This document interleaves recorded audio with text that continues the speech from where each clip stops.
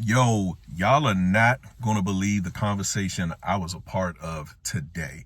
This is crazy. And I'm going to tell you why it's crazy.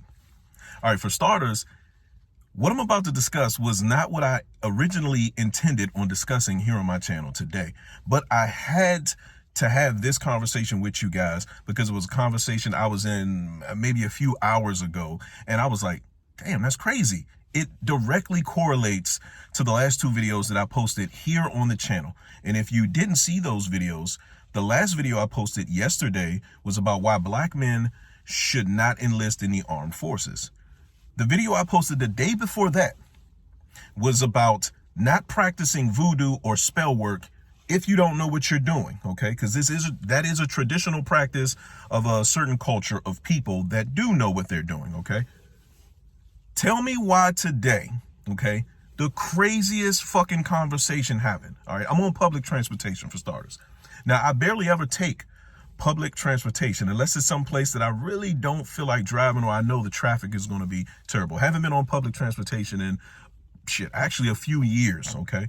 But on the metro system, if you guys have ever ridden the metro system here in the DMV, you know that the row of seats along the right and left side, they're either forward facing or reverse facing. So it means they're facing the front of the train or the back of the train, right? And then you have the I guess I want to call them the handicap seatings, which they're pointed towards the center aisle that goes up and down the train.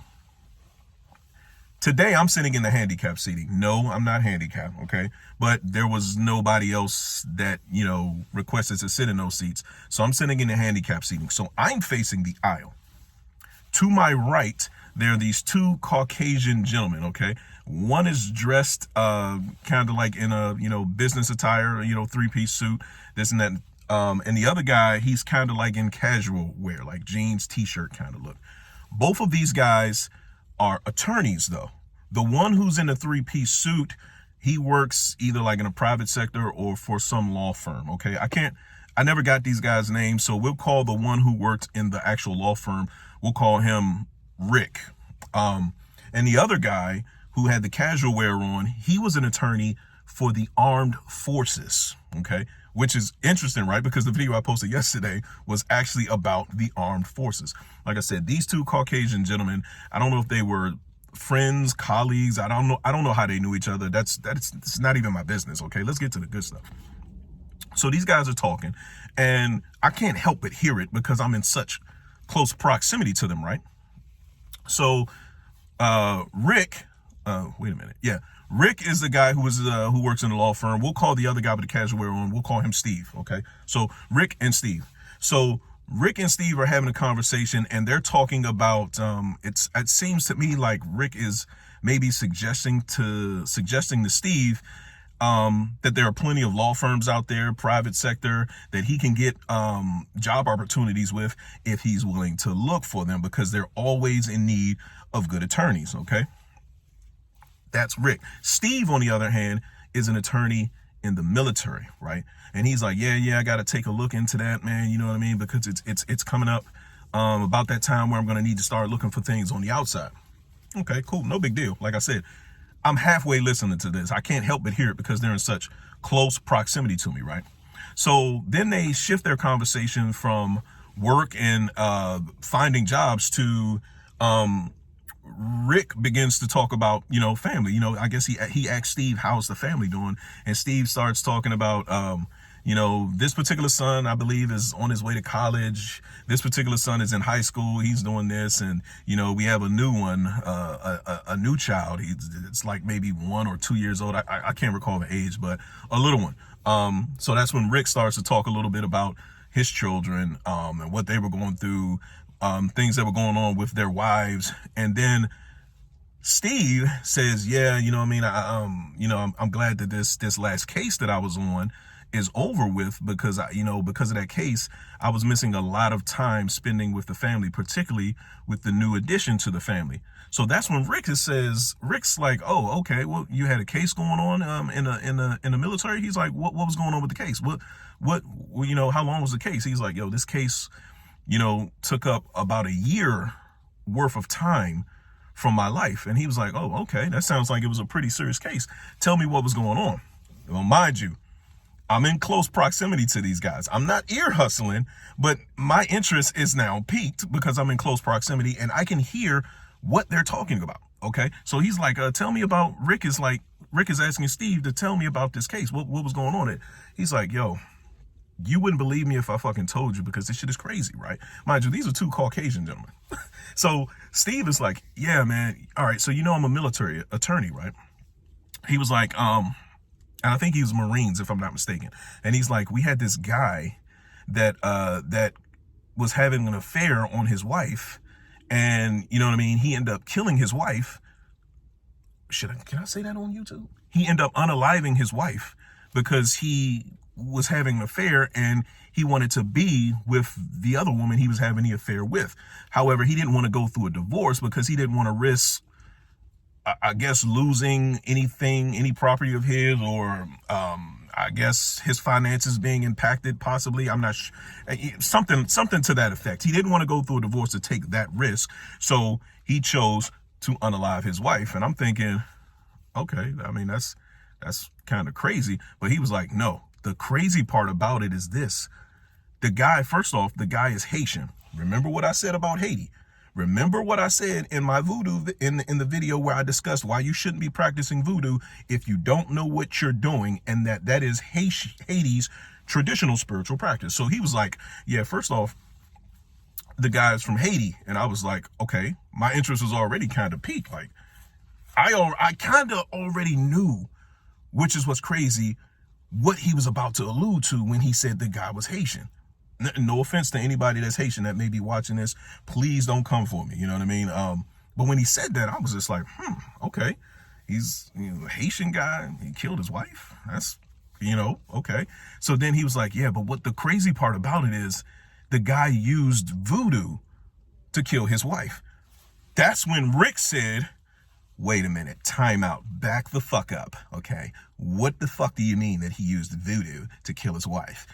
Now, they got my full attention at this point. Full attention. Because remember, in my original video where I discussed voodoo is not intended to do harm to people.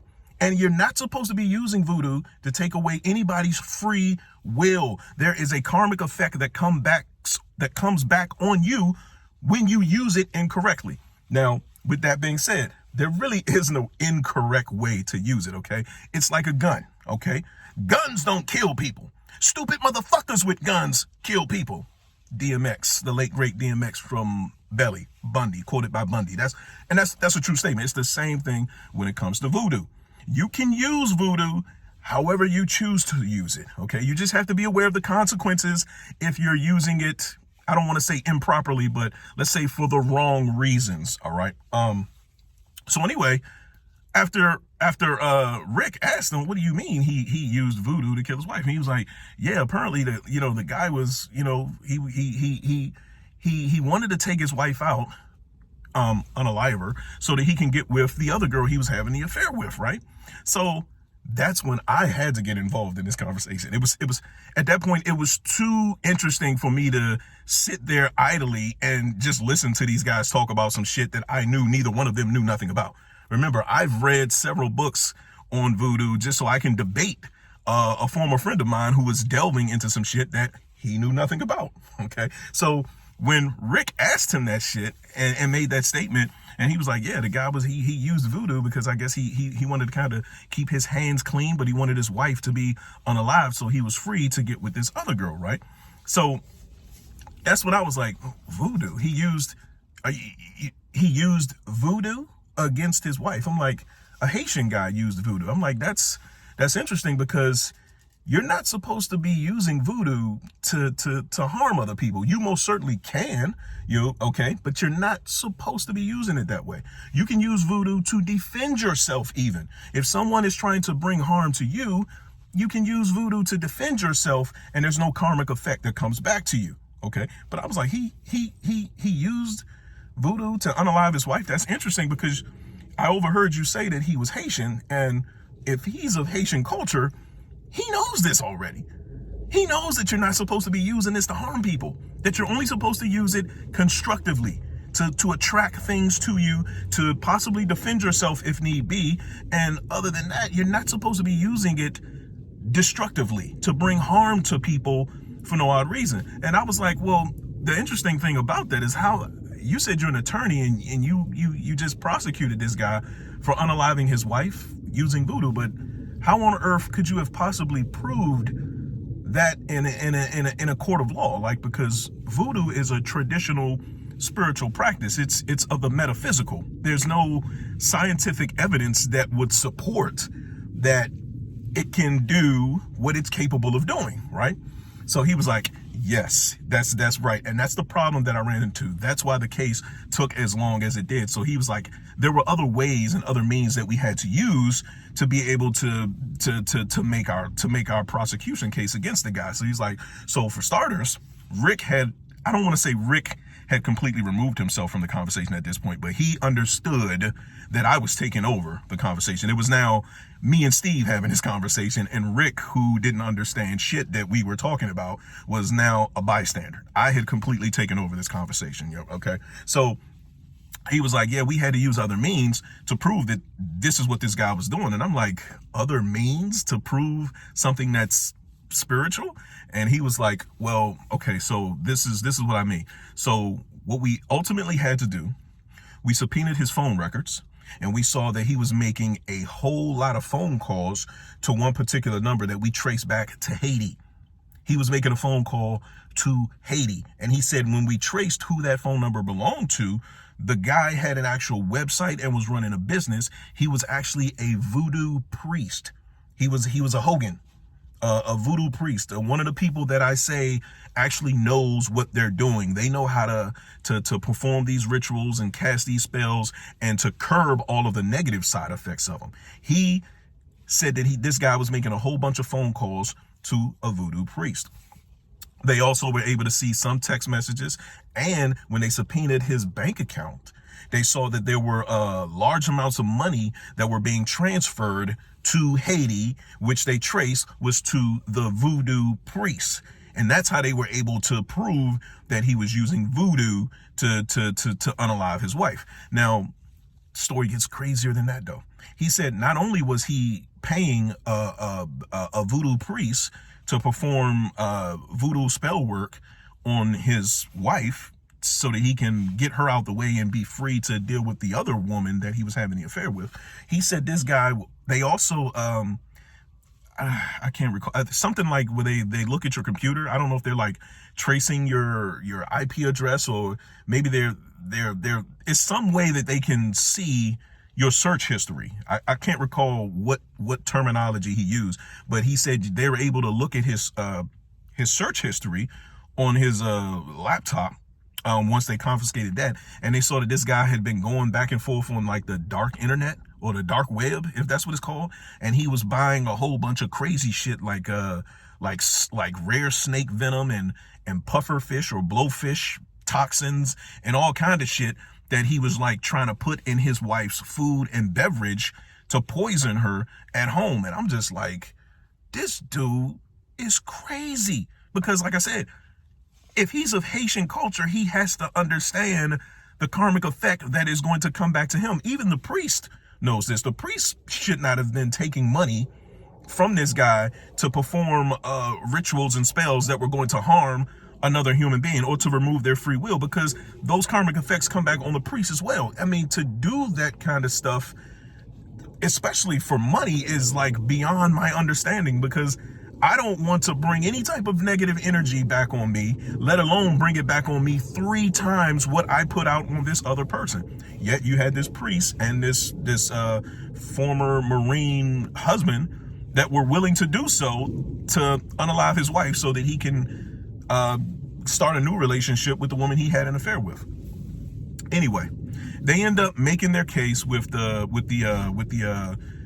search history from the internet, with the subpoenaed phone records, the subpoenaed bank statements. I can't remember what else he said he used, but those 3 things alone helped them to make a very strong case to get this guy prosecuted. Okay, so he was held in custody, right?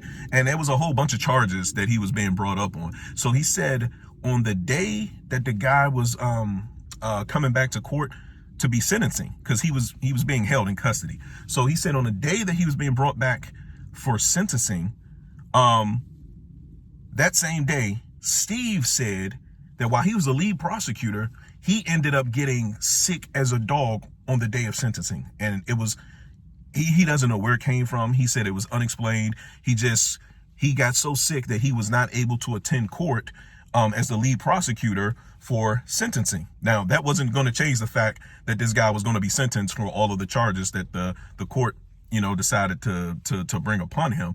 But based on the information that Steve received from his team of prosecutors, he said that this gentleman, that the Haitian gentleman who was being prosecuted, he said that this guy actually, when he came into court in handcuffs for sentencing, obviously, he had this kind of menacing smirk on his face when he didn't see Steve there, almost as if he knew the reason why Steve wasn't there and he alone knew.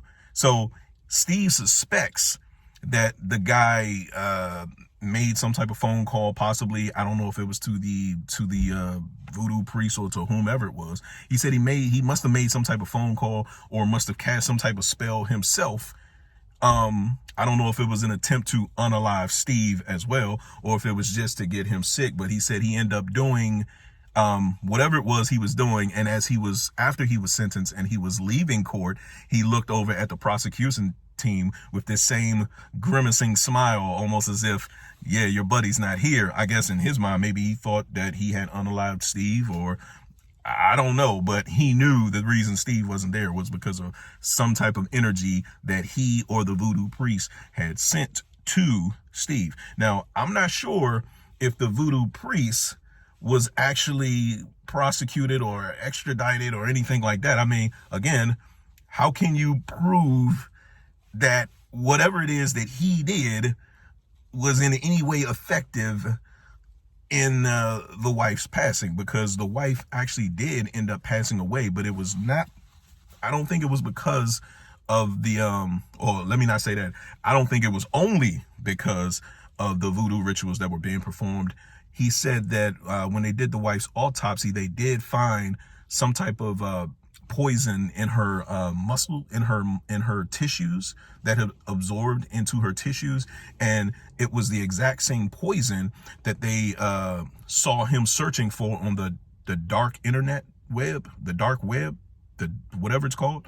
They saw that, he said, when they saw that he had placed that purchase, he also said that they had tracked the shop and all kind of stuff, man. They found out what he bought, what he was searching for. They found that same item he was searching for in the wife's tissues during her autopsy, and they were able to trace it back to the exact place where he had gotten it from. So where he searched for it, where he received it, where it was shipped from, and the fact that it was in the wife's tissues, that particular poison was in her tissues. He was able to make all of that serve the case to get this guy prosecuted and convicted of first-degree murder for unaliving his wife so that he can get with another woman, using voodoo as well as venoms and poisons and rare toxins and all kind of stuff, man. It was crazy. And I thought I had to share that story with you because, as I previously stated, this was not what I originally intended on speaking to you guys about here on the channel today. But because I had that conversation a few hours ago, it was like everything aligned. I was like, yo, the last two videos that I did were on black men in the military and not messing around with voodoo and spell work if you don't know what you're doing. And now today I get a situation where a service member from Haiti of Haitian descent is using Haiti's traditional spiritual practice to bring harm to a loved one. And I just thought that was crazy. We're going to be talking about other forms of metaphysical, traditional spiritual practices here on the channel. Some of those videos coming up in the future will include feng shui and how I make use of that every day in my life. I'll be talking about healing crystals and the different energies and vibrations they put out to protect and attract protect you from harm and attract certain things into your life. I'll also be talking more about astrology and how that can be used to navigate certain decisions that you make or don't make at difficult times in your life. I'm Rayhan. This has been another video with the real Rayhan. If you guys enjoyed this content, please smash that like button. I want to thank you guys for subscribing to the channel if you're enjoying the stories that I am telling.